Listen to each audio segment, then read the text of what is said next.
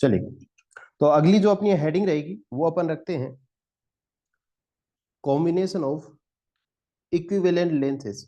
ठीक है, हाँ। ठीक नहीं होएगा ढंग से।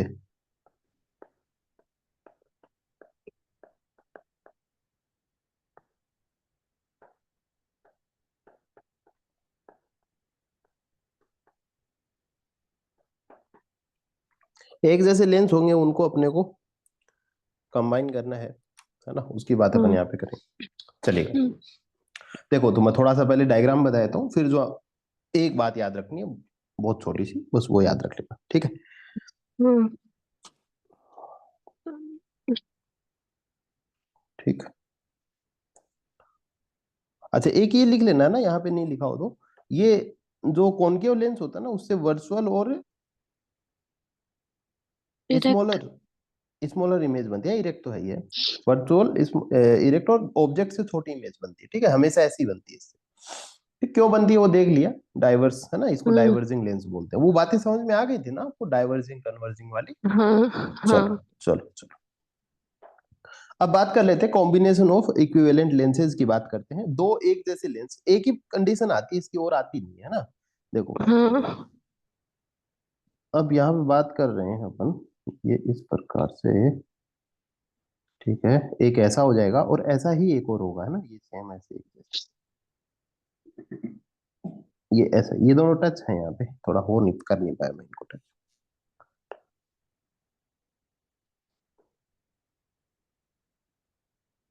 कर देते हैं, ठीक है ऐसे। अब हाँ। मान लीजिएगा बीच में जो है इसकी प्रिंसिपल एक्सिस हो जाएगी, ठीक है, और यहाँ से एक रे अपन भेज देते हैं, ये एक तो ये हो गई, एक इस प्रकार से यहाँ से यहाँ भेज दी, ठीक है। फिर यहाँ से अब नॉर्मल की तरफ अपन निकालते हैं, तो एक बार यहाँ पे आएगी, ठीक है, एक बार तो यहाँ, फिर और टेढ़ी हुई फिर यहाँ आ जाएगी, ठीक है। तो अगर हम्म। अपन इस एक लेंस से बनाते, थोड़ा सा मैं सही कर देता हूँ इसको यहाँ, और थोड़ी ठीक करता हूँ।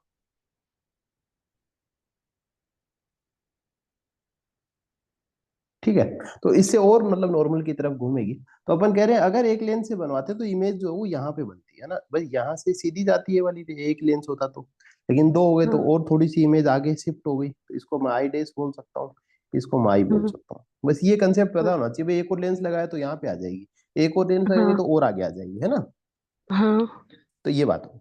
अब देखो, कुल मिला के इसकी फोकल लेंथ जो थी वो कितनी थी, वो मान लीजिएगा इसकी फोकल लेंथ, है ना, इतनी। एक बात बता रहा हूँ मैं, फोकल लेंथ नहीं कहूंगा इसको, लेकिन एक बात बताता हूँ, मान लीजिएगा ये दूरी इतनी थी, लेकिन वी जो है अभी कम हो गई है ना, वी पहले ज्यादा थी, डिस्टेंस ज्यादा था, या अब हम्म। इमेज का डिस्टेंस कम हो गया, मैं यही तो कह सकता हूँ।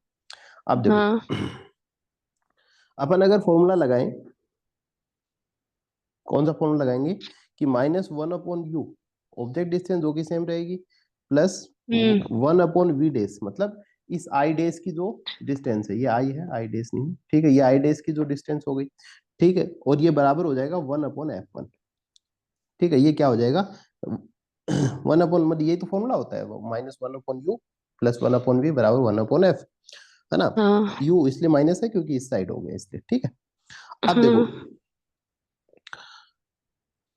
दूसरी जो कंडीशन आती है वो अपन कहते हैं कि भाई एक और ये कंडीशन बन सकती है,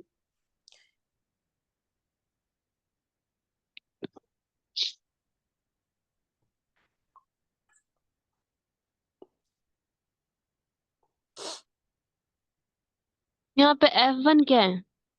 F1 इसकी, जैसे मान लीजिएगा पहली जो आई डैश बन रही है ना, इसके लिए जो डिस्टेंस है इसको F1 बोल रहे हैं। मान लीजिएगा पहली इमेज बन रही है, वहां की फोकल लेंथ अपन F1 बोल रहे हैं, ठीक है। और फिर V1, V dash. We dash ये इसकी इमेज डिस्टेंस है ना, एक तो भाई फोकल लेंथ की डिस्टेंस होगी, है ना। मान लीजिएगा मैं एक बात बताता हूँ भाई, ये यहाँ पे दो लेंस है, यहाँ पे दो लेंसेज हैं, ये वाली आई डैश जो बन रही है उसमें तो इस लेंस का तो कोई रोल है ही नहीं भाई, दूसरे वाले लेंस का तो कोई रोल ही नहीं है। आईडीएस बन रही है वो तो पहले वाली की कहाँ बनती, वो बात कर रहे हैं अपन इसमें, तो समझ रहे हो ये बात, हाँ। है ना। तो कौन सी किसकी फोकल लेंथ लगेगी भाई, पहले वाले की तो फोकल लेंथ लगेगी, है ना। हम्म। अपन इधर लगा लो भाई, इस साइड लगा लो, फोकल लेंथ दोनों साइड होती है लेंस की, तो इधर लगा लो भले ही। तो जो पहले वाली इमेज बन रही है वो तो F1 की वजह से बन रही है, और हाँ दूसरी वाली इमेज तो दूसरे वाले लेंस की वजह से बन रही है। दूसरे वाले हाँ लेंस को नहीं पता है कि ये जो रे आ रही है ये किसी दूसरे लेंस से आ रही है, उसके लिए ये एक इंसिडेंट रे की तरह काम कर रही है ये वाली, है ना। ये वाली रे जो है इसके हम्म, लिए इंसिडेंट रे का काम कर रही है, तो इसके लिए जो फोकल लेंथ है, नो डाउट वो दूसरी जगह हाँ पड़ा है तो उसकी फोकल लेंथ जो है वो दूसरी होगी। तो जो सेकंड लेंस की जो फोकल लेंथ है वो f2 है, हाँ समझ रहे हो। तो इसके लिए अपन अगर फॉर्मूला लगाते हैं तो वो क्या हो जाएगा, वो अपन कहेंगे कि भाई f2 हो जाएगा। समझ रहे हो कि नहीं समझ रहे? नहीं आ गया समझ। आगे ना, तो यही सारी चीजें, तो इसमें जो है ना अल्टीमेटली आपको ज्यादा है ना, है नहीं। मैं आपको एक अंतिम बात बताता हूँ, क्योंकि यू और वी जो है ना वो सेम ही रहेगी, है ना। पहले एक बात बता देता हूँ फिर उसके बाद अपन और समझते हैं चीजों को। देखो, आपको एक चीज इसमें याद रखनी है, जब भी कोई ऐसा क्वेश्चन आता है कि दो लेंस अगर आते हैं उनमें आपको एक ही फॉर्मूला लगाना है। आपको ये समझ में आ गया कि इसकी फोकल लेंथ दो है, एक f1 है और एक f2 है। आ रहा है ना समझ में ये चीज तो? ठीक है। हाँ क्या। अब इसका जो अल्टीमेट जो निकल के आता है अपने पास में, क्योंकि u और v तो सेम ही रहेगा ना, तो u और v तो आपस में कट जाएगा। मान लीजिएगा मैं f1 के लिए फॉर्मूला लगा रहा हूँ, इसके लिए एक डिस्टेंस आ गया u का, एक डिस्टेंस आ गया v का। इसी प्रकार से f2 के लिए भी एक डिस्टेंस आएगा u का, एक डिस्टेंस आएगा v का। तो यहाँ पे u और v तो एक डिस्टेंस की बात हो रही है, तो वो उनमें तो इतना कुछ है ही नहीं। अपन क्या कह रहे हैं कि भाई ज्यादा जरूरी चीज क्या है अपने लिए, f1 और f2 है। हाँ ठीक है, तो क्वेश्चन यही पूछा जाता है कि इनकी टोटल फोकल लेंथ, मतलब इनकी एवरेज फोकल लेंथ क्या होगी। तो उसके लिए होता है कि f1/f बराबर 1/f1 प्लस 1/f2। अब मान लीजिएगा यहाँ पे तीन लेंस लगा दे तो हो जाएगा प्लस हाँ 1/f3, चार लेंस हो जाएगा प्लस 1/f4। हाँ क्वेश्चन यही आता है। देखो मैं एक बार क्वेश्चन बता देता हूँ, या फिर क्या पूछ सकता है एग्जामिनर, क्या पूछ सकता है, यहाँ पे कितने लेंस हो गए, एक लेंस हो गया, दो हो गया, तीन हो गया, चार हो गया, चार लेंस लगा हाँ देगा। अब पूछेगा बताओ पावर क्या होगी इनकी। तो पावर का फॉर्मूला क्या था, P बराबर क्या था, 1/f। 1/f था। तो पूछ सकता है चार लेंस है इनकी, f1 ये है, f2 ये है, f3 ये, बताओ पावर क्या होगी। तो वो ही कर देना आपको, फिर पावर 1/f1 हो जाएगा, जिसको अपन क्या कह सकते हैं, P1 कह सकते हैं। तो एग्जाम में अगर P1 दे रखा है तो क्या करोगे, मान लीजिएगा आपसे कोई पूछ ले, एक क्वेश्चन आ जाए, मैं बना देता हूँ, जैसे मान लो, है ना, मान लीजिएगा चार लेंस हो गए, दो दो ही लगाते हैं, चार क्यों लगाना अपने को। चार लेंस है, एक की पावर 1 है और एक की पावर 2 है। ठीक है, अब आएगा बताओ टोटल पावर क्या है, टोटल पावर, 3। हाँ टोटल पावर 3 हो जाएगी, है ना। ये टू टू कर दे, है ना, टू टू कर लेते हैं, मान लीजिएगा दोनों का टू टू है। तो टोटल पावर अगर कोई पूछे, पहला ऑप्शन आपको दे दे 1, दूसरा दे दे 4, है ना, तीसरा आपको दे दे ये तो टू टू हो गया। मान लो कोई दूसरी वैल्यू दे तो ऐसा हो सकता है कि गुना करें, 3 और 2 दे दे, मान लो 3 2 रखते हैं, है ना। तो तीसरा ऑप्शन दे दे 6, ठीक है, और चौथा ऑप्शन दे दे 5, है ना। तो ये कोई बहुत बड़ी चीज तो नहीं है, लेकिन क्या करोगे आप, इनको प्लस करना है ना। हो सकता है अपन गुना कर दे, कुछ भी करें, तो ये अपने को ध्यान रखना है।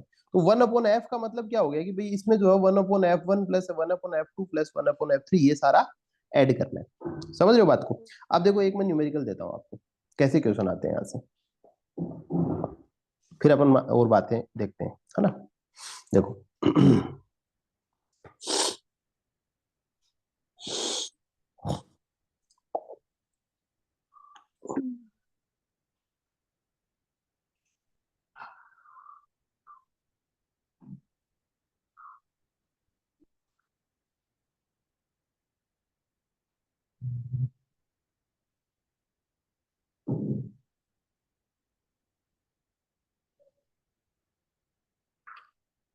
एक न्यूमेरिकल अपन लिखते हैं, इसमें क्या बहुत ज्यादा अगर अपन समझते हैं ना चीजों को तो बहुत एक अलग निकालना पड़ता है इसका, जो वास्तव में इक्वेशन होती है ना वो कैसे निकलती है। जैसे मान लीजिए ये डिस्टेंस यू है, ठीक है, तो पहले क्या करते हैं, ये आई निकालते हैं, जैसे 1/u प्लस 1/v बराबर 1/f से निकालते हैं। फिर ये आई हाँ डेज जो है इसके लिए वर्चुअल ऑब्जेक्ट मान के चलते हैं कि ये जो आई बन रही है उसके लिए ये एक वर्चुअल ऑब्जेक्ट है। तो हाँ उसमें फिर क्या करते हैं, इसको u की जगह v डेज की वैल्यू लगा देते हैं, 1/v डेज ऐसे करके लगाएंगे। यहाँ पे v डेज हो गया, फिर यहाँ पे ऑब्जेक्ट लगाएंगे ये वाला, है ना, फिर ऐसे v लगाते हैं, फिर 1/f, यहाँ पे 1 करते हैं, यहाँ पे f2 करते हैं। तो इसमें जो रिजल्टेंट आता है ना वो अपना यही आता है जो अपने को फॉर्मूला मैंने आपको बताया, 1/f बराबर 1/f1 प्लस 1/f2, है ना। तो वो अपने को जरूरी है। देखो क्वेश्चन मैं आपको बताता हूँ कैसे आते हैं इसमें से।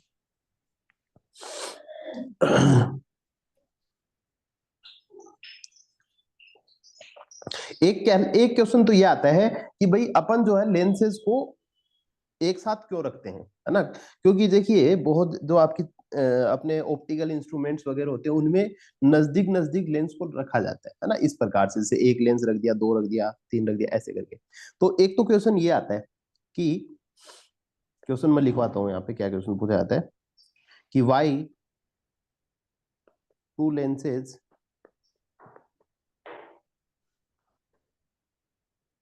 में बी कंबाइंड। एक क्वेश्चन तो ये पूछा जाता है कि दो लेंसों को पास पास में रखा क्यों जाता है, इसका फायदा क्या है। तो ये तो कौन सा क्वेश्चन हो गया भाई, अपना थ्योरेटिकल क्वेश्चन हो गया। समझ में आ रहा है ना भाई, रखते क्यों है पास में, तो इसके लिए एक दो बातें लिख लो आप। हो सकता है आपसे बोर्ड में पूछ लें कि भाई ऐसा क्यों करते हैं, ठीक है। तो उसमें 2 नंबर का क्वेश्चन या फिर 1 नंबर का आएगा, आधे आधे नंबर की 2 या 3 बातें लिखनी है। तो देखो मैं आपको बता देता हूँ, लिखना है, ये लिखवाया भी आपके टीचर ने लिखवाया होगा, लिखवा रखा है क्या, नहीं। नहीं लिखवा रखा तो लिख लेना, ये काम आएगा। टू प्रोड्यूस मैग्निफाइड इमेज,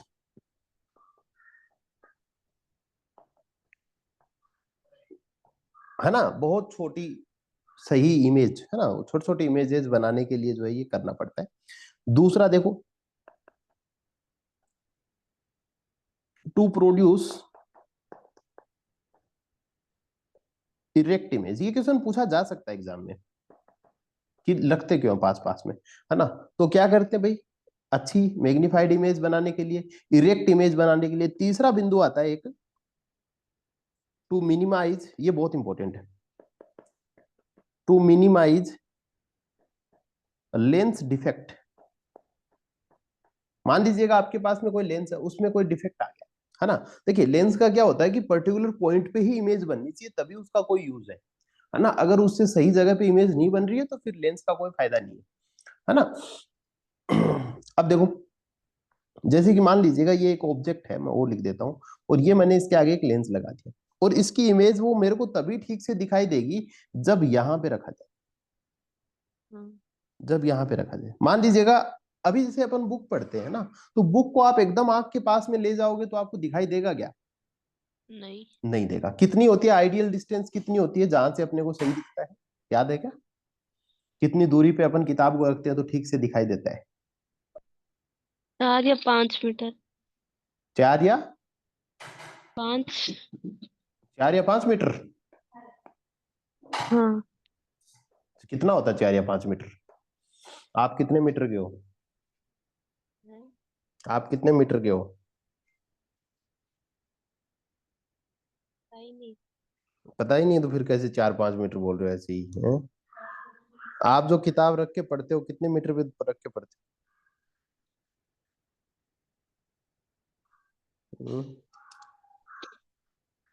किताब कितनी दूरी पे रख के पढ़ते हो, है ना। जितनी दूरी पे अपन किताब पढ़ते हैं ना उसी को बोलते हैं लगभग, तभी तो सही दिखता है। 4-5 मीटर बहुत ज्यादा, 25 सेंटीमीटर होता है। 30 सेंटीमीटर। हाँ, 25। हाँ। हाँ। हाँ, ठीक है। तो ये एक डिस्टेंस होता है। तो अपन क्या करते हैं, मान लीजिएगा अपने को नहीं दिखाई दे रहा, मान लीजिएगा आप पढ़ रहे थे और आपको ठीक से नहीं दिख रहा, है ना, ब्लर ब्लर दिखाई देता है। अपन क्या करते हैं, कभी बूढ़े आदमी को देखता है पढ़ते हुए, वो अखबार पढ़ रहा होता है, उसको दिखाई नहीं दे रहा, या ऐसा व्यक्ति हो जो इसके मतलब ये चश्मा लगी हुई हो और उसके पास में चश्मा नहीं हो, तो वो कैसे करता है, आगे पीछे करता है ना उस पेपर को। कोई भी बुक पढ़नी होती है, कभी मुंह को ऊपर नीचे करता है।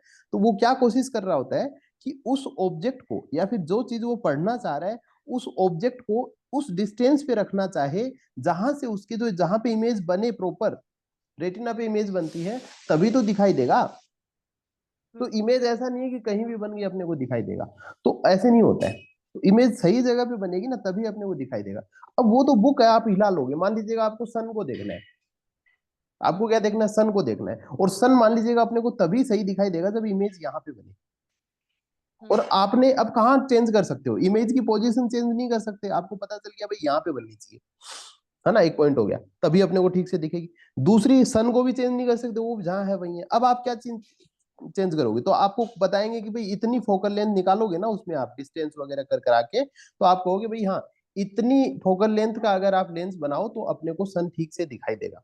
कंडीशन समझ में आ रही है। हाँ। अब आपको क्या करना, मान लीजिएगा आपको किसी ने कहा कि भाई 5.3 फोकल लेंथ का आप अगर लेंस पाते हो तब आपको जो है वो ठीक से दिखाई देगा।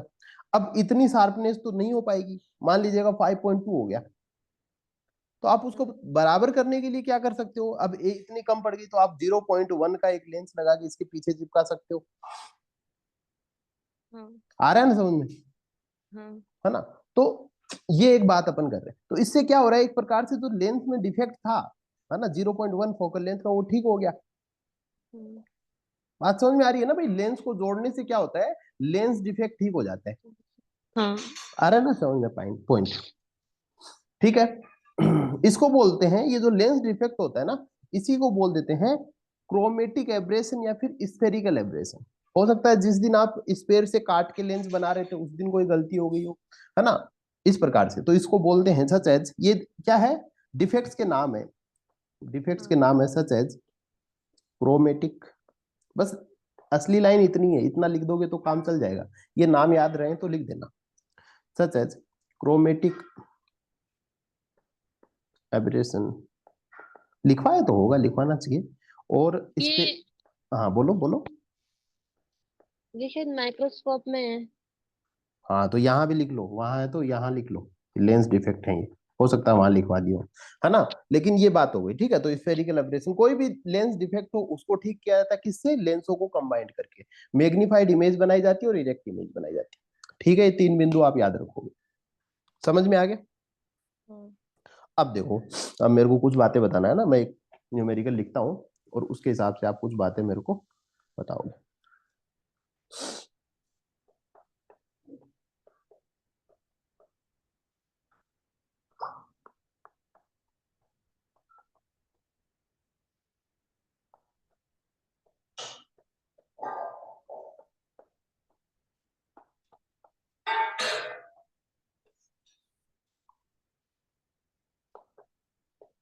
रिफ्लेक्टिंग टाइप टेलीस्कोप में है। क्या हुआ। ये क्रोमेटिक एबर्शन वाला रिफ्लेक्टिंग टाइप टेलीस्कोप में है। अच्छा अच्छा, वहां लिखवा रखा है क्या। हाँ उसमें मिरर क्यों यूज होता है ये लिखा रखा है। अच्छा अच्छा, नहीं वो नहीं, ये लेंस को जोड़ने से क्या फायदा हो रहा है वो याद रखना, आपको एग्जाम में क्वेश्चन पूछे जाते हैं।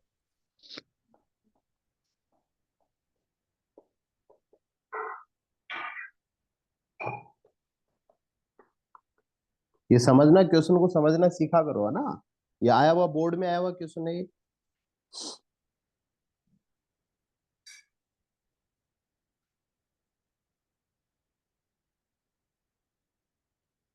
मुझे बताओगे, मैं नहीं बताऊंगा, ये बोर्ड का क्वेश्चन है, ऐसा ही क्वेश्चन आएगा।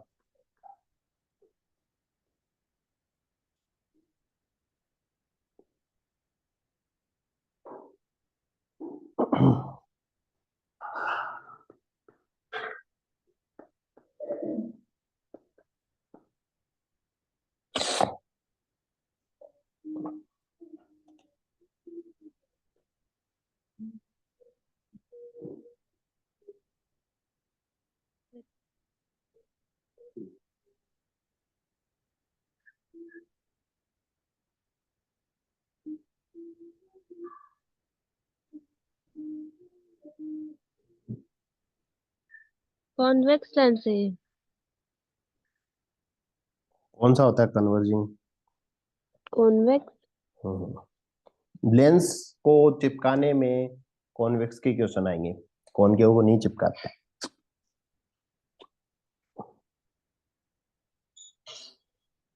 जनरली। चिपका सकते हैं, अपने यहाँ नहीं है, अपने यहाँ यही वाला पढ़ते हैं।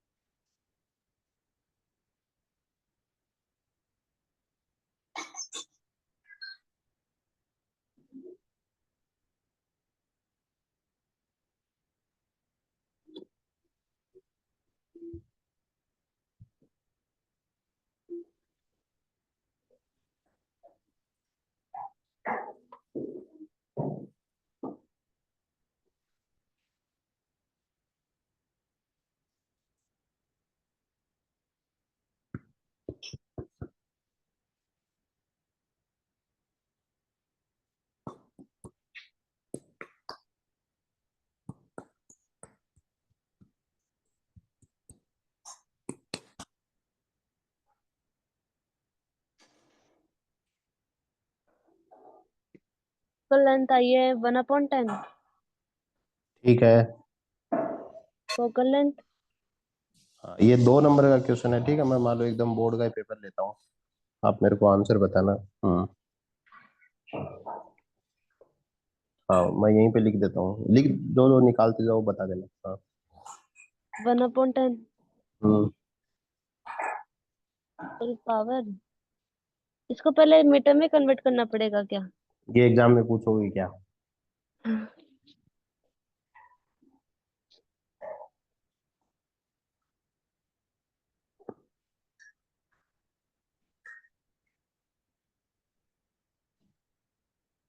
जो गलतियां करनी है यहीं कर लेना।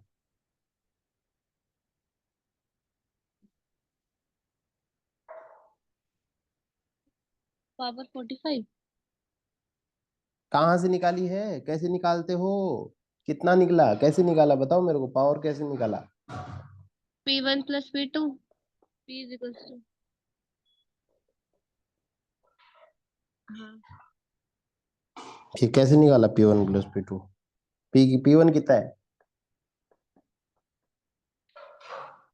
15 फोकल लेंथ है।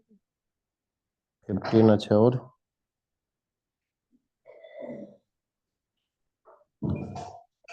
What is power? Centimetre. Power क्या होती है? पाना पाना। ओए, मैं डेफिनेशन पूछ रहा हूँ, अगर ठीक ठीक से बतानी है। ऐसे मत बता देना किसी को, पावर 1/f। ढंग से बताना है, ढंग से बताओ पूरा। एबिलिटी ऑफ लेंस हाँ, पढ़ टू के बताओ। टू कन्वर्ट और डाइवर्ट लाइट ये तो रेज। हो गई, ये हो गया। अभी यहाँ न्यूमेरिकल वाली बतानी बतानी वही है जो अभी बता रहे थे, लेकिन ढंग से बतानी है। एक और चीज लिखवाई है ना, मैंने 2 लिखवाई थी। भैया एक तो एबिलिटी हो गई, वो कोई भी लेंस की वो कन्वर्ट कर रहा है, डाइवर्स कर रहा है, ठीक है।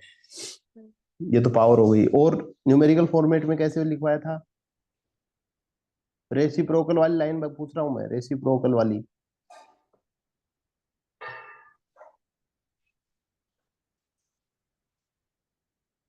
फोकल वाली।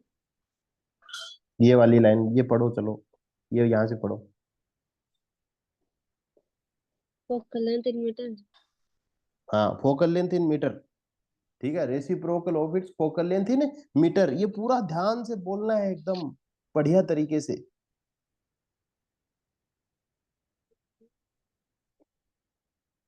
ठीक है। मतलब मीटर में कन्वर्ट करना है इसको। हाँ।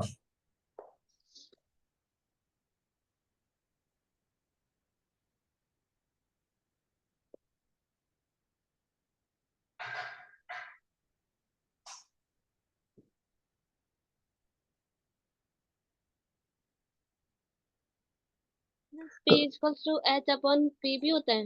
H/F। H/F? हम्म। ये H क्या होता है? क्या पता इसमें लिखा हुआ है। तो कुछ का कुछ लिख लाती है। नहीं, हाइट हाइट हाइट हाइट। वो किस चीज की हाइट, तो अब कहाँ से लाएगी हाइट? नहीं, इसमें बना हुआ है, डायग्राम भी बना हुआ है। बना हुआ तो देख लेंगे क्या बना रखा है, तो देख के बताऊंगा। एक बार तो ये न्यूमेरिकल कर लेना, यहाँ पे एस तो है नहीं। एक बार ये करो, फिर देखता हूँ क्या लिख रखा है।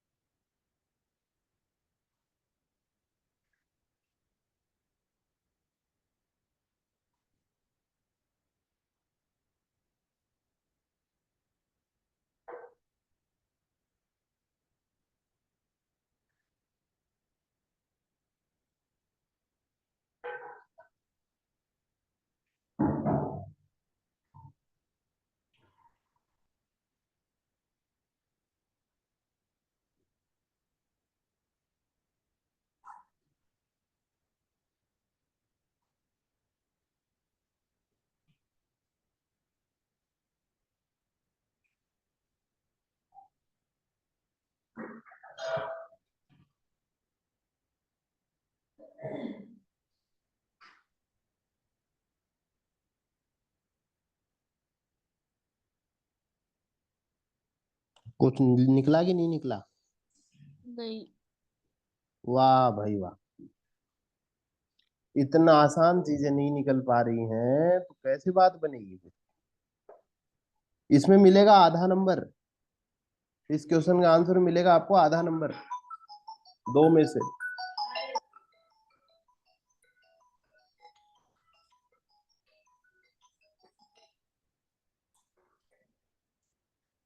ठीक है, इसमें मिलेगा आधा नंबर।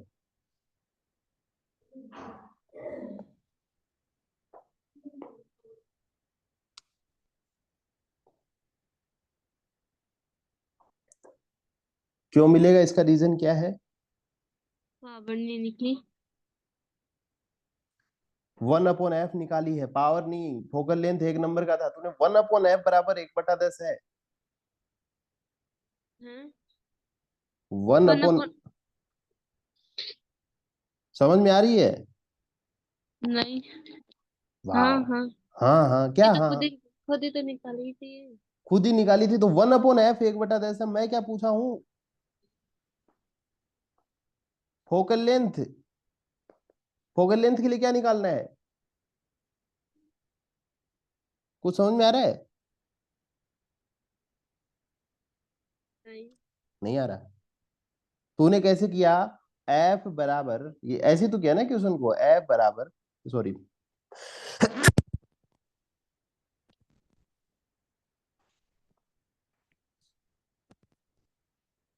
कैसे किया? 1/f बराबर 1/f1 प्लस 1/f2। हाँ। ऐसे तो किया। 1/f बराबर कैसे डाला तूने? 1/15 प्लस 30। 1/30। यहाँ पे 30 लिख दिया, यहाँ पे हाँ। 2 लिख दिया, यहाँ पे 1 लिख दिया, वन लिख दिया। 3/30 कर दिया। हाँ। तो 1/f बराबर 3/30। 1/10। 1/10, 1/10 क्या? 1/f बराबर 1/10। आपसे क्या पूछा गया? फोकल लेंथ पूछी गई है, तो फोकल लेंथ कितनी होगी? 10। 10 होगी। समझ में आ रहा है? हाँ। यहाँ पे आधा नंबर कट जाता है फिर। तो f बराबर कितना होता है? 10। आगे क्या निकालना है? हमेशा आगे क्या लगाओगे? यूनिट लगाओगे। क्या लिखोगे 10 के आगे? मीटर।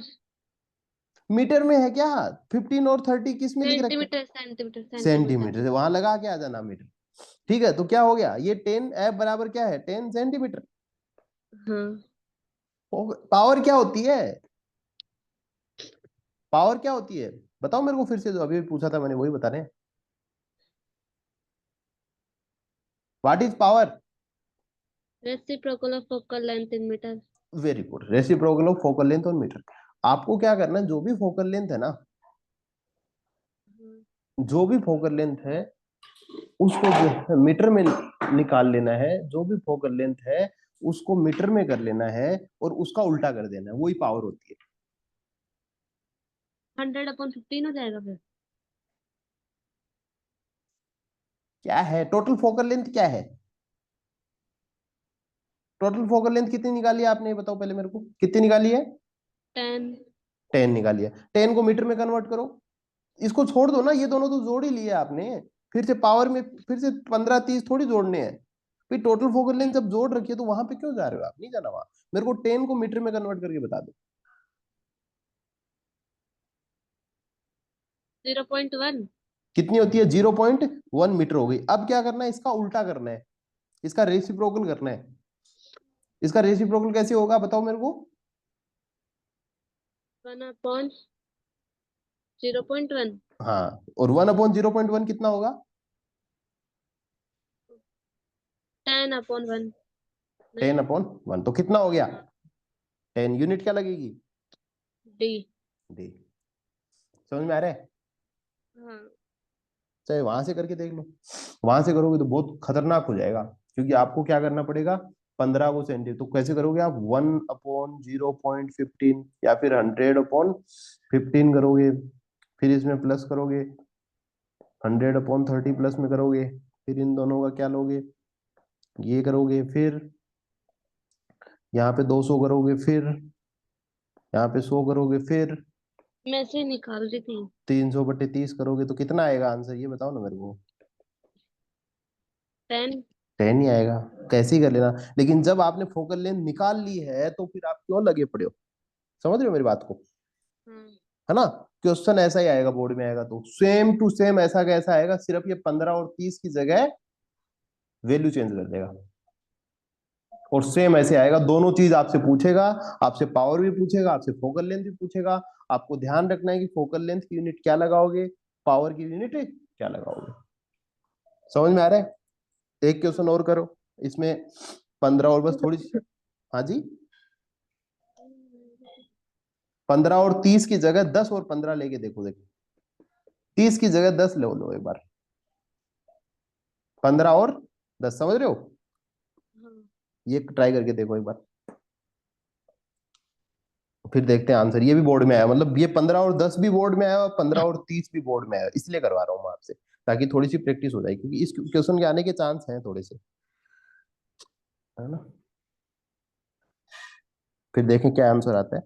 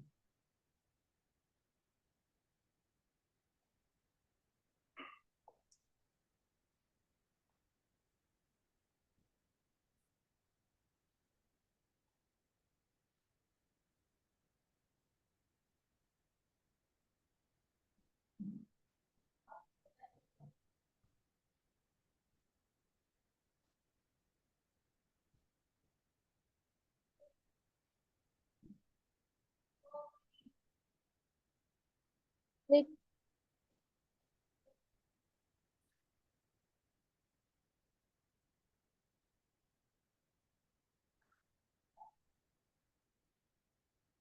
निकला क्या कुछ, हाँ। कितना निकला। फोकल लेंथ तो निकल गई 6।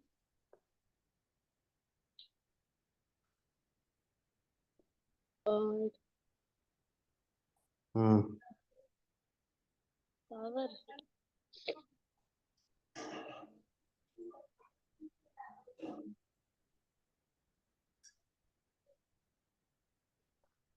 0.06।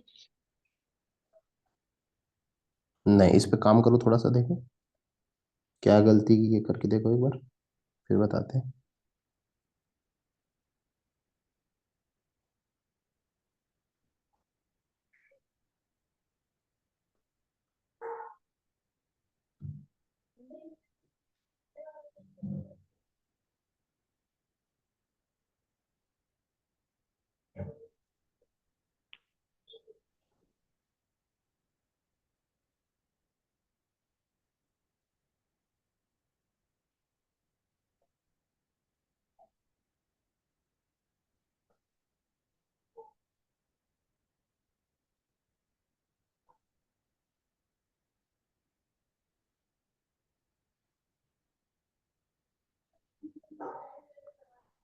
16.6 क्या मिस्टेक हो रही थी। को मीटर में डायरेक्ट कन्वर्ट कर दिया था। तो ये ध्यान रखना है, मतलब है ना, बस यही थोड़ा सा देखने के लिए इस प्रकार के क्वेश्चन जो है वो पूछे जाते हैं। ठीक है, अब रुको, मेरे को नेक्स्ट टॉपिक देखने, तो ये लगभग खत्म हो गया ना, रिफ्लेक्शन और रिफ्रैक्शन। अब देख लो अगर कॉपी में कोई और बचा है क्या, मेरी तरफ से मैंने रिफ्लेक्शन और रिफ्रैक्शन आपको करवा दिया है, कुछ और नहीं बचा होना चाहिए। मैं देख लेता हूँ थोड़ा सा, कोई और टॉपिक बच गया हो तो। ये इसमें बस बचा ध्यान है रख ले। माइक्रोस्कोप और टेलीस्कोप। नहीं नहीं, ये माइक्रोस्कोप टेलीस्कोप तो बाद में आएगा। नहीं, और ये प्रिज्म ही बचा है बस। हाँ, अभी डिस्पर्जन करते हैं अपन। टॉपिक अगला उठाएंगे, मतलब रिफ्लेक्शन और मतलब लेंस और मिरर वाले में कोई ऐसा टॉपिक नहीं है। डिस्पर्जन शुरू करते हैं अभी, एक सेकंड रुकिएगा, देख लेता हूँ थोड़ा सा। ये टॉपिक होते हैं। हम्म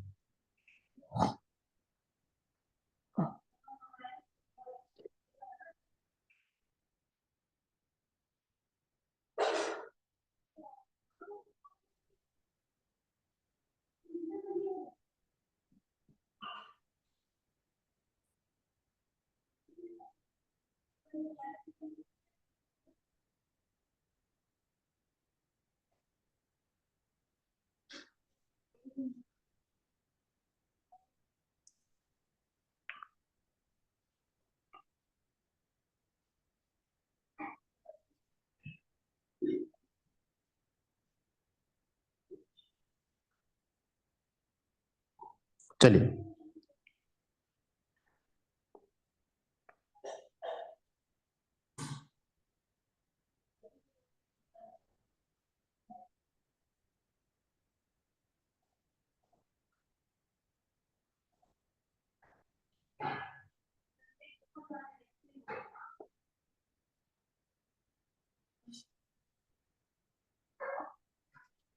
स्क्रीन चली गई है।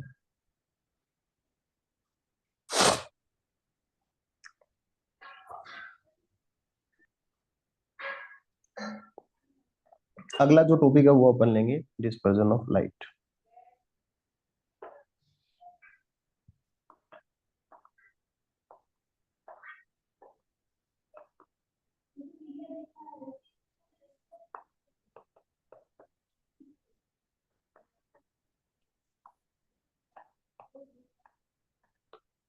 ठीक है, अगला अपन लेते हैं डिस्पर्जन ऑफ लाइट। चलो,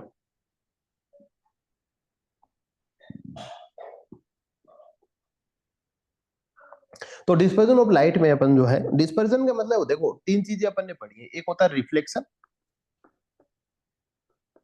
एक होता है रिफ्रैक्शन, और एक हो गया डिस्पर्जन। अच्छा, इन सारा समझ में आता है क्या आपको, क्या क्या डिफरेंस है इनमें? रिफ्लेक्शन और रिफ्रैक्शन का मतलब समझ में आया आपको? हाँ। आया ना? डिस्पर्जन का मतलब?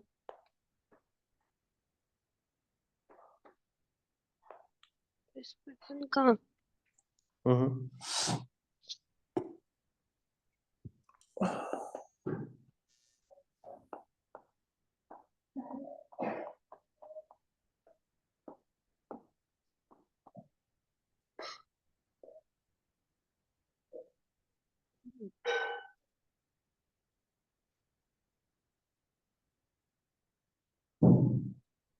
चलो, डिस्पर्जन देखो, रिफ्लेक्शन का मतलब होता है टकरा के वापस चले जाना, और रिफ्रैक्शन का मतलब होता है टकरा के वापस नहीं आई जाएगी भाई, बीच से जो क्रॉस करेगी। बताओ रिफ्रैक्शन का एक्सेप्शन कौन सा है? रिफ्रैक्शन का अपवाद आपसे पूछे, एक्सेप्शन ऑफ रिफ्रैक्शन, जो रिफ्रैक्शन है लेकिन रिफ्रैक्शन जैसा नहीं है। क्या क्या पढ़ा था ऐसा अपन ने? ये यार टीआईआर है ना? टीआईआर में क्या होता है भाई, रिफ्लेक्शन होना चाहिए लेकिन रिफ्लेक्शन हो जाता है उसमें, है ना? ये बातें ध्यान में रखती है। क्वेश्चन कैसे पूछ लेंगे आपसे, आपको नॉलेज होना चाहिए बस, फिर जैसे पूछेगा वैसे अपन बता देंगे उनको। ठीक है,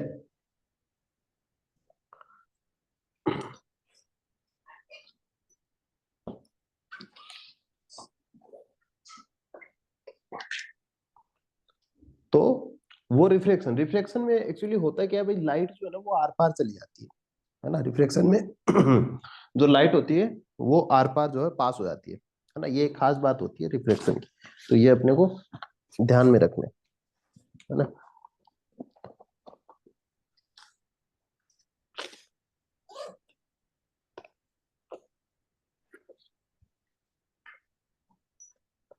डिस्पर्जन में क्या होता है, लाइट डिस्पर्ज हो जाती है। जैसे कि मान लीजिएगा डिस्पर्जन में होता क्या है, एक बात बता देता हूँ मैं आपको,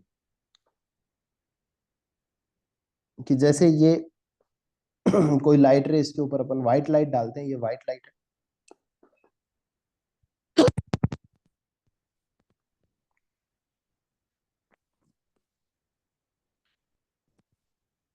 ये व्हाइट लाइट है और ये डाली गई है इसके ऊपर, और व्हाइट लाइट डालते हैं तो आगे से निकलेगी, अलग अलग कलर की लाइट्स निकल जाएंगी। लाइट क्या होगी, डिस्पर्स होगी। डिस्पर्जन का मतलब हिंदी में होता है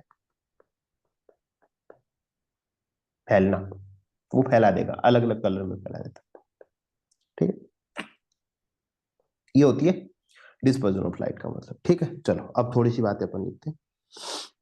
सबसे पहली जो हेडिंग आती है वो आती है प्रिज्म की। प्रिज्म वगैरह आपको जो है ना क्वेश्चन आता है वो मैं बता दूंगा, है ना, ज्यादा रामायण जरूरत नहीं है। लेकिन उस क्वेश्चन में जैसे प्रिज्म के बारे में पूछे कि derive the formula, prism formula derive करने का क्वेश्चन आता है, और यही मैंने लिखा है भाई, जनरली वही पूछा 10 या 5 नंबर में आएगा। 10 नंबर के क्वेश्चन भी आ सकते हैं इसमें से, और 5 नंबर का भी आ जाता है ना, तो 5 तो मिनिमम आता ही है प्रिज्म में से।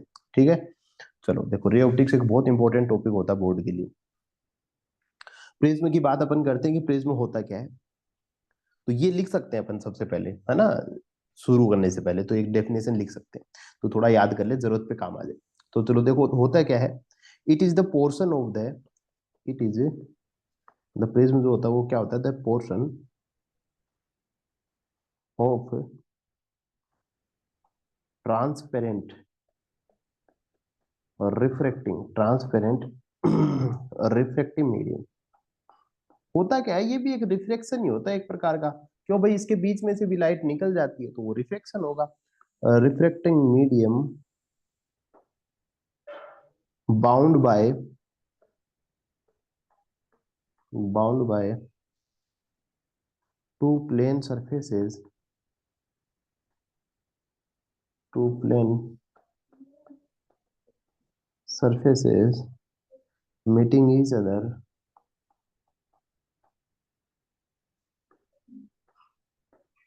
meeting each other along a straight edge,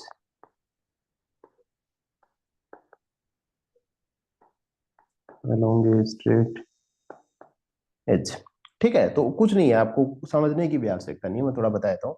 एक पोर्शन होता है किस प्रकार का, ट्रांसपेरेंट रिफ्लेक्टिंग मीडियम का पोर्शन होता है, एक मतलब पार्ट होता है, एक टुकड़ा होता है, bound by two plane surfaces. इसकी दोनों तरफ क्या होती है, दो प्लेन सरफेस होती है, मीटिंग ईच अदर, जो एक दूसरे को ऊपर मिल जाती है ना, दो प्लेन सरफेसेस इस प्रकार से ऊपर क्या हो जाती है, मिल जाती है, तीनों तरफ ही मिलती है, यहाँ मिलती है, यहाँ पे मिलती है, along a straight edge. Straight edge मतलब ये कोना, है ना। इसको हो सकता है कोई दूसरी भाषा में भी आप लिख सकते हो, लेकिन मैंने जो बताने की जो कोशिश की है वो ये है कि क्या होता है, पोर्शन होता है ट्रांसपेरेंट रिफ्लेक्टिंग मीडियम का, bound by two plane surfaces meeting each other along a straight edge. ठीक है, बस ये हो गई। इसके बाद में देखो, इसमें अपने को याद क्या रखना है, एक फॉर्मूला होता है, वो अपने को किस प्रकार से बनाना है वो अपने को याद रखना है, और ये आप पढ़ लोगे ना तो आपका काम हो जाएगा। कभी कभी इसमें से न्यूमेरिकल भी पूछ लेते हैं, और कभी कभी यहाँ से फॉर्मूला भी डेराइव करने का, तो अपन दोनों ही चीज लिख लेंगे। तो इसको आपको एन से बताया क्या बताया वो मेरे को बता देना, है ना, कि आपको किस प्रकार से बताया है। तो मैं लिख देता हूँ एक बार, फिर आप बता देना किससे। ये फॉर्मूला ये होता है, साइन, और बहुत आसान है, मैं समझा दूंगा किस प्रकार से होगा।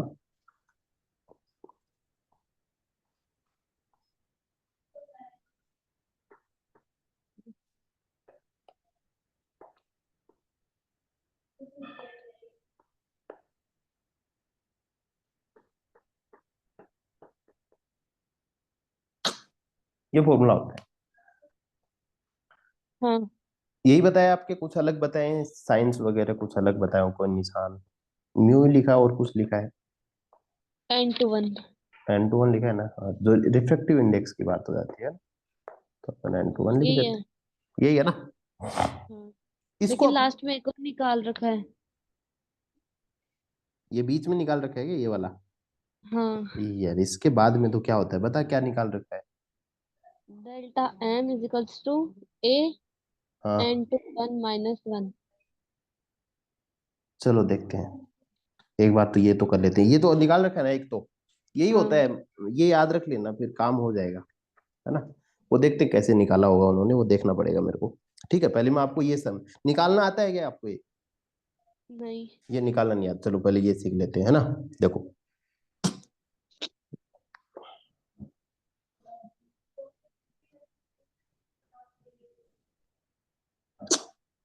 मैं प्रिज्म बनाने की कोशिश करता हूँ, मतलब जो बनाना है वही एक यही बनाना है, एग्जाम में बनाना है आपको, है ना। ये सीख लेना बनाने, जो कुछ कुछ बता रहा हूँ ना, तो ये थोड़े सीख लेना चाहिए, काम आ जाते हैं।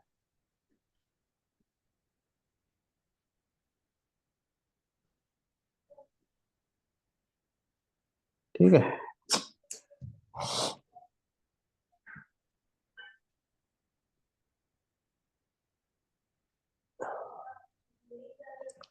अब ये जो है ना, यहाँ पे एक रे ठीक करूंगी, ये एक रे लाइट जो है वो गिर रही है मान लीजिएगा, इसको पी पॉइंट नाम दे देते हैं एक बार के लिए। ठीक है, एंगल्स वगैरह बनाएंगे, काम है। ये लाइट एक प्रकार से क्या हो रही है, प्रिज्म के ऊपर इंसिडेंट कर रही है ना, गिर रही है प्रिज्म के ऊपर।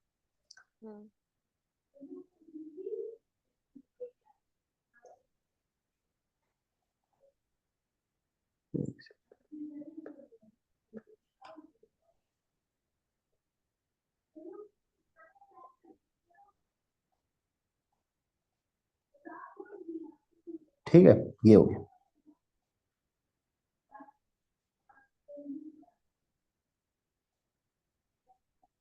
ये लाइट जो है ये ऐसे जानी चाहिए, लेकिन क्या होता है भाई, टुवार्ड्स नॉर्मल आती है ना, जब रिफ्लेक्ट होती है टुवार्ड्स नॉर्मल आती है, इसलिए थोड़ी सी इस प्रकार से हुई है ना, ये आपको समझ आ ही रहा होगा।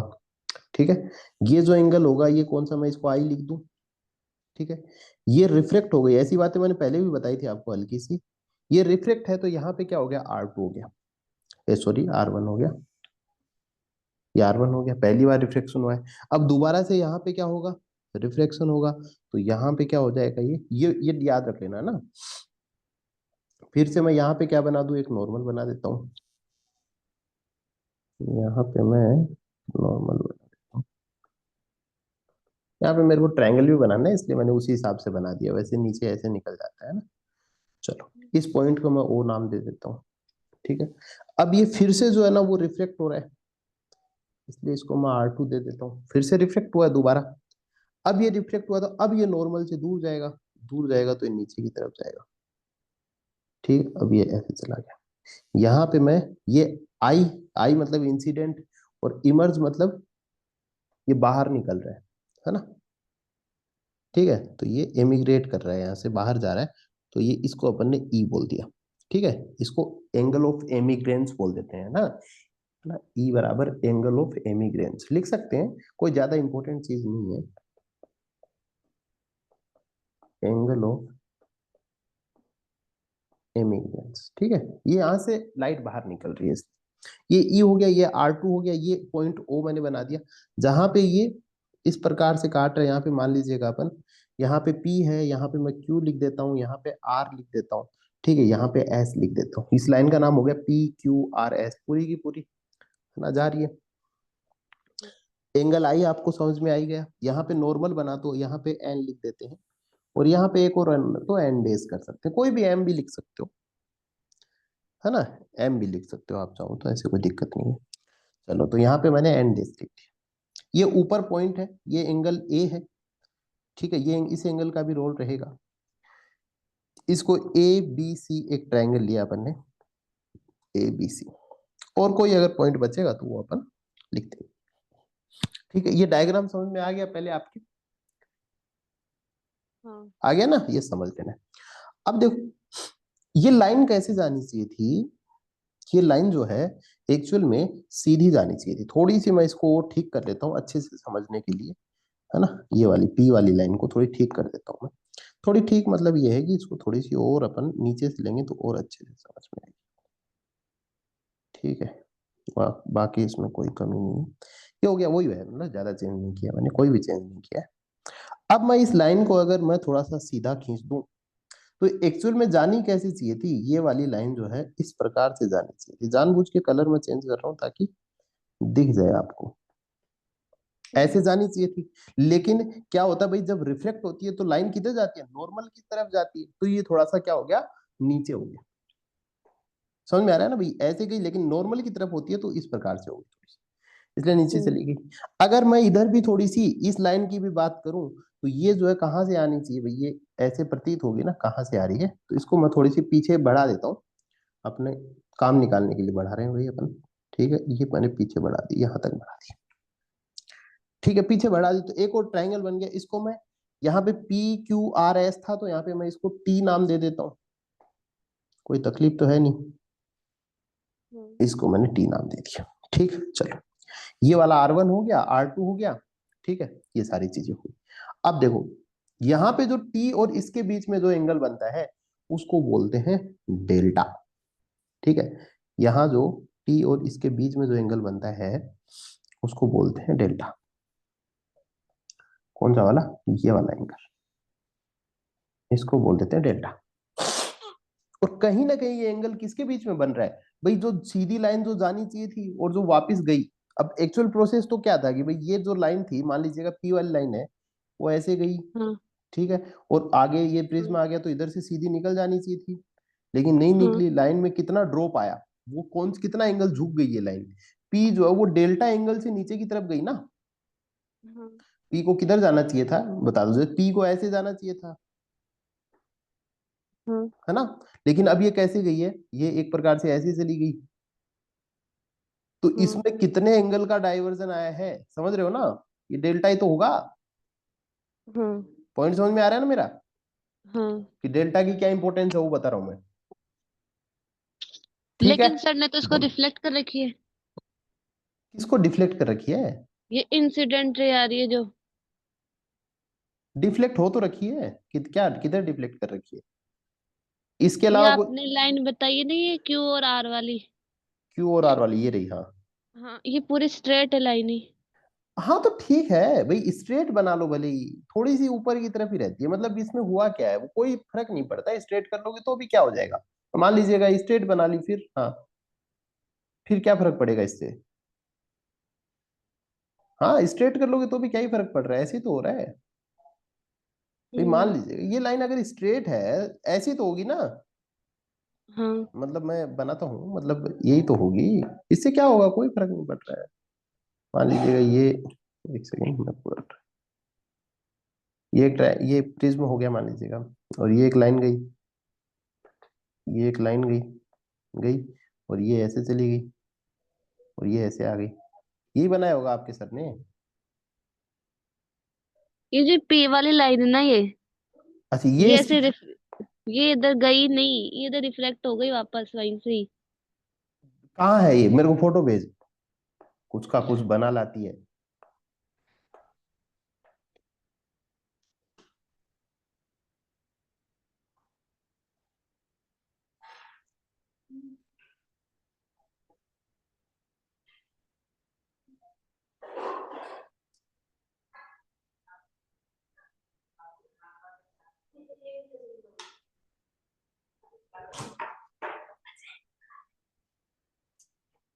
मेरे ख्याल से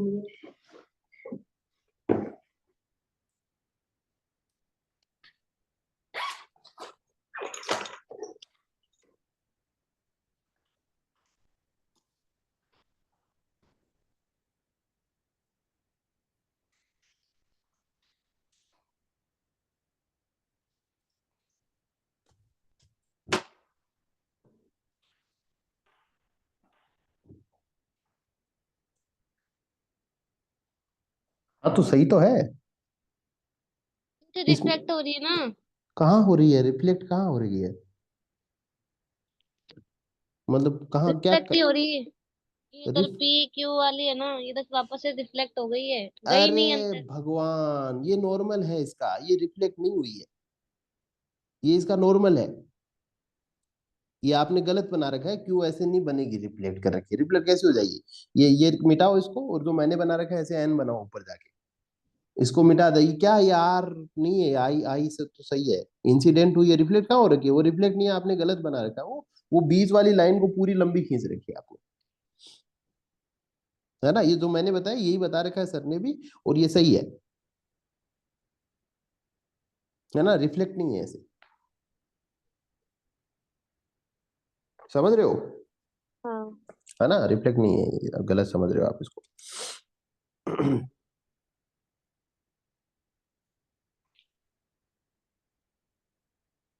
चलिएगा, अभी आपको ये समझ में आ गया ना, मैंने जो डायग्राम बनाया वो समझ में आ गया? ऐसा ही डायग्राम बना लेना, इसको ठीक कर लेना है। ठीक है, डायग्राम में कोई कमी नहीं है, आप गलत समझ रहे हो इसको, है ना। ऐसे है, रिफ्लेक्ट नहीं है, आगे निकल रही है ना। फिर ये एस कहाँ से आ रखा है, ये आगे क्यों बना रखा है? जब रिफ्लेक्ट हो गई तो आगे इतना तामझाम क्यों बनाया फिर आपने, है ना।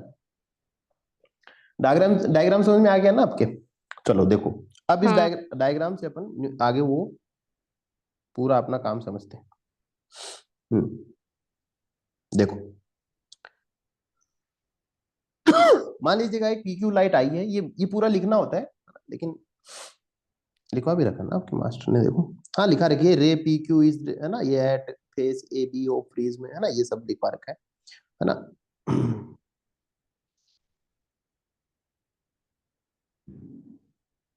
ये सब लिखवा रखा है, लिख रहा, पढ़ लोगे आप, है ना। लेकिन मान लीजिएगा पी क्यू एक रे जो है आ रही है ना, ऊपर इंसिडेंट कर रही है, गिर रही है, ठीक है।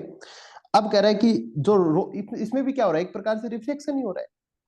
क्या हो रहा है? रिफ्लेक्शन हो रहा है, ठीक है। तो रिफ्लेक्शन में अपन ने पढ़ा था, वो अपन लिखवाएंगे अभी, ठीक है। तो यहाँ पे क्यू पे क्या हो रहा है, एक प्रकार से रिफ्लेक्शन हो रहा है, ठीक है। वो कहाँ जाएगी, ये रे जो है वो इधर जानी चाहिए थी, लेकिन रिफ्लेक्शन में क्या होता है भाई, लॉ ऑफ रिफ्लेक्शन में होता है कि ये जो है, ये रो जो है नॉर्मल की तरफ जाती है थोड़ी। किधर जाती है? नॉर्मल है ना, नॉर्मल की तरफ जाती है, ठीक है। तो ये अपन ने थोड़ी सी इसको नॉर्मल की तरफ डाइवर्ट किया, ठीक है। चलो, अभी आ गया कि सारा काम हो गया। तो सबसे पहले बात करें, पीक्यू जो है वो क्या है, वो इंसिडेंट रे है। पीक्यू एक इंसिडेंट रे है, ये भी लिख सकते हो, है ना, कोई वो नहीं होता है, इंसिडेंट रे जैसे आपके लिखवा रखी है ना ऐसे, ये पीक्यू जो है वो एक इंसिडेंट रे है।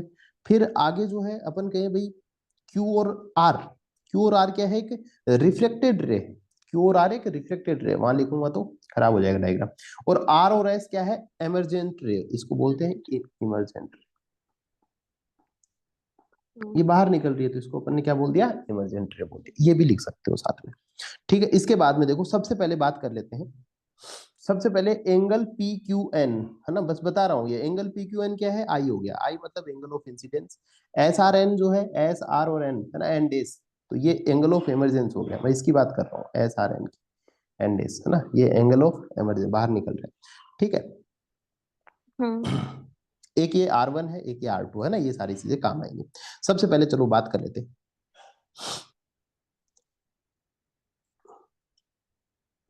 सबसे पहले अगर मैं लिखूं इस टी के साथ में बनाऊं, ये जो टी है, ठीक है, कौन सा वाला एंगल, अब देखो थोड़ा सा मैं लिखता हूं यहाँ, समझने की कोशिश करना।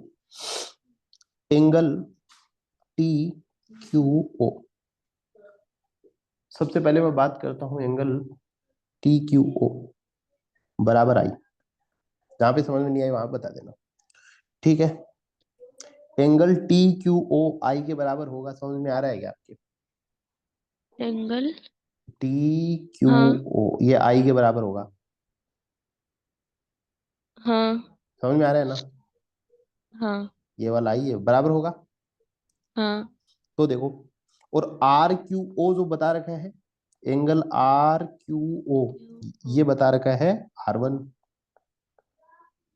समझ में आ रहा है, आर क्यू ओ ये R1 है, हाँ ठीक है। तो मैंने क्या कह सकता हूं मैं यहाँ पे, कि टी क्यू आर जो है, एंगल टी क्यू और आर जो है वो I-R1 होगा। टी क्यू आर कौन सा वाला, ये वाला टी क्यू आर, ये I-R1 होगा, समझ में आ गया क्या?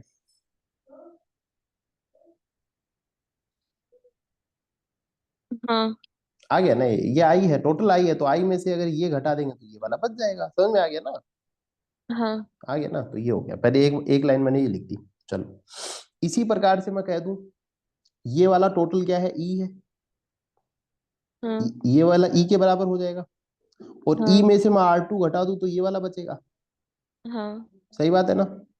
हाँ चलो लिख देता हूं, तो कह रहा है एंगल टी आर क्यू जो है वो E-R2, समझ में आ रहा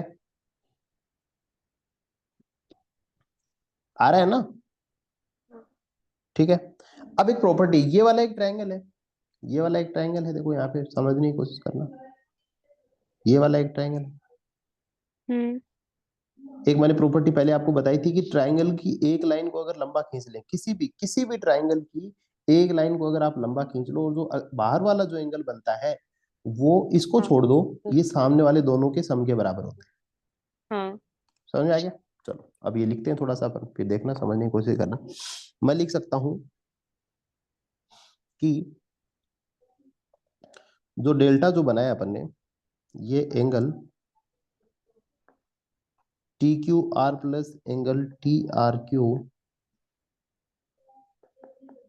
आई minus R one plus E minus R two, ठीक लिखा है मैंने? हाँ ठीक है। इसी चीज को देखो, एक इक्वेशन कोशिश करना, इसी चीज को मैं दूसरे तरीके से लिखने की कोशिश करता हूँ। इस इक्वेशन को अगर मैं सोल्व करूं पूरा, है ना, इसके अगर अपन साइंस ओपन कर लें तो क्या हो जाएगा, आई हो जाएगा माइनस आर वन हो जाएगा, ई की जगह प्लस ई आ जाएगा, और यहाँ पे माइनस आर टू आ जाएगा। हाँ, समझ में आ रहा है? हम्म, नहीं आ रहा क्या? नहीं आ गया ना। आ गया ना? तो फिर से मैं अगर इसको फिर से लिख दूं तो मैं ऐसे लिख दूं क्या, I plus E minus R one plus R two, ये आ रहा है क्या? ये बता दो मेरे को आप।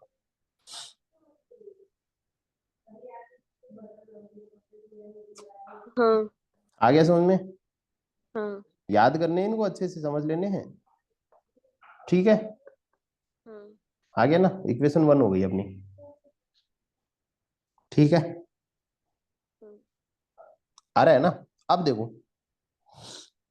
अब बात करते हैं, एक यहाँ पे कंडीशन लेते हैं, इन ट्राइंगल, एक ट्राइंगल लेते हैं अपन, angle triangle, sorry, in triangle Q R O, कौन सा लिया अपन ने? देखो यहाँ पे समझो, कौन सा ट्राइंगल लिया अपन ने? क्यू, क्यू ये रहा, आर ये रहा, और ओ ये रहा, ये वाला ट्राइंगल है। हम्म, ट्राइंगल के टोटल एंगल का सम कितना होता है? तीनों एंगल्स का सम कितना होता है?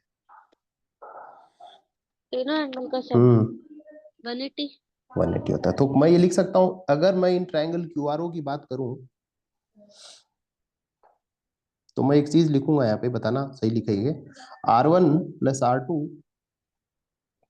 Plus angle Q O R बराबर 180।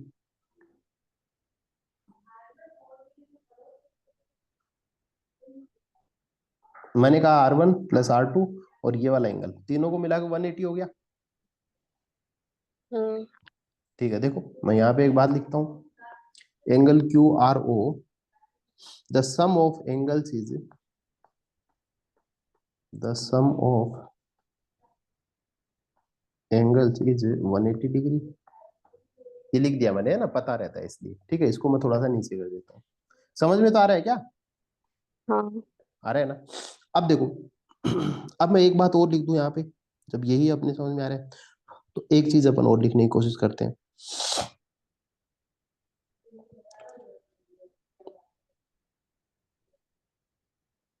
ये क्या हो गया, 180 डिग्री हो गया ना, ये वाली बात समझ में आ गई। तो इसको एक बार लिख लेते हैं अपन, इक्वेशन दो। ठीक है, ये वाली इक्वेशन हो गई अपनी, इक्वेशन दो हो गई। अब देखो, अब यहाँ पे एक बात करते हैं अपन, एक बात और समझाता हूँ। यहाँ पे एक एंगल है ए, ठीक है, यहाँ पे एक एंगल है ए,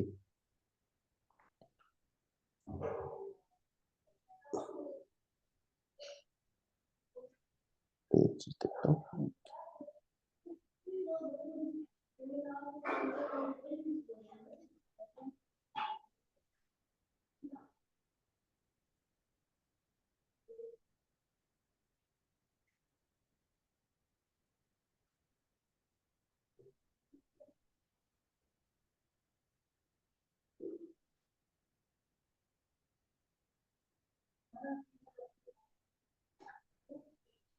ठीक है, अब देखो यहाँ पे जो है ना, ये अपना एक क्वाड्रिलेटर बन रहा है, ये वाला,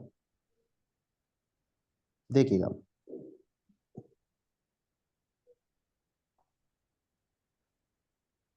ये क्या बन रहा है, एक क्वाड्रिलेटरल बन रहा है। ठीक है, एक बात बताता हूँ, बाद में समझना, पहले एक लाइन लिखते हैं अपन यहाँ पे, एक कंडीशन और लिखते हैं, इन क्वाड्रिलेटरल AQOR, AQOR, ठीक है, ठीक है, AQOR। अब एक बात समझना आप, ये जो नॉर्मल अपन ने बनाया, ये मान लीजिएगा नॉर्मल खींचा अपन ने, ठीक है, नॉर्मल बनाते हैं, ये भी एक नॉर्मल बनाया। जब अपन इस पे नॉर्मल बना रहे हैं तो बताओ ये वाला एंगल कितनी डिग्री का है? ये वाला एंगल 90 समझ में आ रहा है? 90 हाँ तो ये दोनों एंगल कितनी डिग्री के हो गए? ये कितनी डिग्री का हुआ? 90 का। और ये वाला कितना हुआ? 90 90 हो गया। ये दोनों कितने हो गए? अच्छा, टोटल एक क्वाड्रिलेटरल में टोटल एंगल कितनी डिग्री के होते हैं? 360 ठीक है, तो कितने होते टोटल? 360 360 तो ये दोनों मिलके कितने हुए? 180 बचे हुए दोनों कितने होंगे? 180 तो 90 90 तो टोटल दोनों कितने हुए? 90 90 नहीं होंगे, टोटल कितने होंगे? 180 होंगे। हाँ दोनों दोनों का सम 180 होगा, 90 90 मत लिख देना, ठीक है। तो यहां पे मैं कहूं QOR प्लस एंगल ए, ये एंगल ए है ना, QOR प्लस ए बराबर 180 है, समझ में आ रहा है? एक क्वाड्रिलेटरल है ये वाला एक क्वाड्रिलेटरल है, ऊपर से जाने लग गया क्या? ये वाला एक क्वाड्रिलेटरल, इसमें ये वाला 90 डिग्री है, ये वाला 90 डिग्री हाँ है, समझ में आ रहा है ना? हाँ और टोटल कितना होता है? 360 डिग्री होता है चारों का सम। हाँ दो का अपन ने हाँ बता दिया कि 180 डिग्री है, तो बचे हुए दो का कितना होगा? 180 डिग्री 180 होगा। तो मैं लिख दूं A प्लस O वाला 180, ठीक बात है, ठीक है क्या? हाँ चलो देखो लिखते हैं अपन, angle A plus angle QOR बराबर 180 डिग्री, डिग्री लगा देते हैं। हाँ इक्वेशन तीसरी हो गई। तीन इक्वेशन समझ में आ रही है ना सारी? हाँ चलो देखो चौथी करते हैं अब अगर मैं यहां पे ऐसे लिखूं कि मैंने लिखा R1 plus R2 angle QR बराबर 180 डिग्री है, क्या मैं A हाँ को R1 प्लस R2 लिख दूं क्योंकि QOR तो सेम है? हाँ समझ में आ रहा है? हाँ तो यहां से अपन ने क्या निकाल लिया कि R1 प्लस R2 बराबर ए A, ये चौथी हो गई। हाँ यहीं से 5 नंबर निकल आएंगे आपके, समझ में आ रही है? हाँ आसान काम है। अब देखो, ऊपर मैंने एक चीज लिखवाई थी, ये वाली जो मैंने पीली कर रखी है, इसमें भी मैंने क्या लिखवा रखा है? R1 R1 plus plus R2 R2 लिखवा रखा है। अब देखो यहाँ पे मैं एक चीज अगर लिखवा दूं आपको कि ऊपर वाली चीज को लिख दें अपन, ऊपर सबसे पहले क्या लिखा हो? डेल्टा लिखा हो। डेल्टा बराबर क्या है? I प्लस ई है ना? हाँ I प्लस ई है, इसके आगे क्या है? माइनस ए, हम्म माइनस ए, सही बात है, हाँ ठीक है। या फिर मैं इसी को ऐसे लिख दूं, ए इधर माइनस का है तो डेल्टा प्लस ए बराबर आई प्लस ई कर दूं, हाँ ठीक है। चलो एक इक्वेशन और बन गई, मैं इसको 5 नंबर दे देता हूँ, हाँ दे दिया। चलो अब देखो,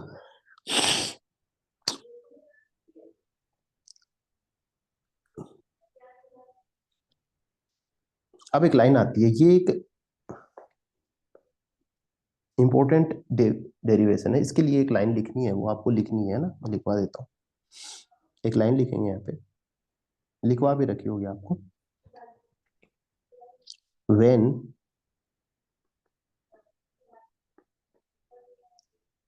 a ray passes through a prism, अगर एक प्रिज्म के अंदर से एक रे डाली जाए उसके ऊपर, द सम ऑफ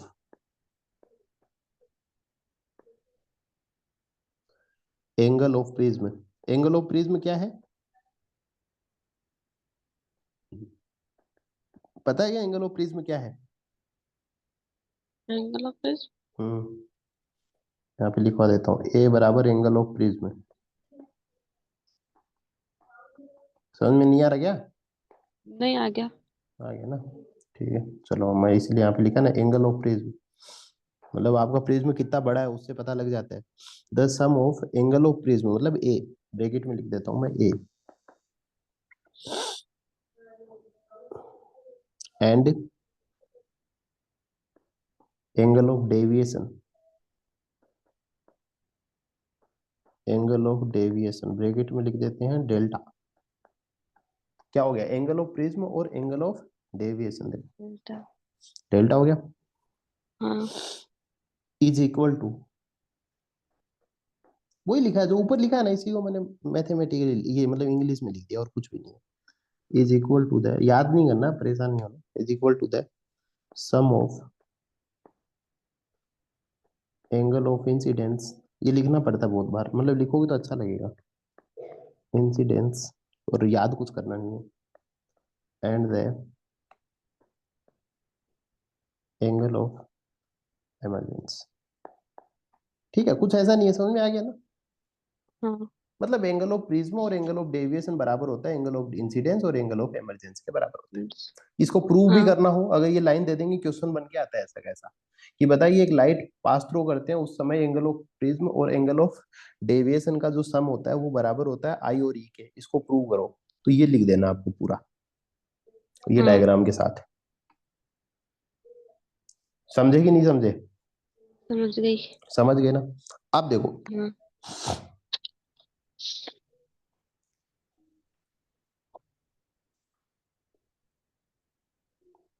ये एक बात आ गई, ठीक है, तो ये तो अपन ने ये निकाल दिया इसमें से, ये निकाला है ना, ठीक है। चलो आज अपन इतना ही करते हैं ना, ये आप समझो थोड़ा सा, ठीक है, इसके बाद अपन कल इसको प्रूव करेंगे, टाइम लग जाएगा, ठीक है। कल फिर इस फॉर्मूले को हम्म, निकालेंगे अपन इसी से, ठीक है, चलो, हम्म। ओके।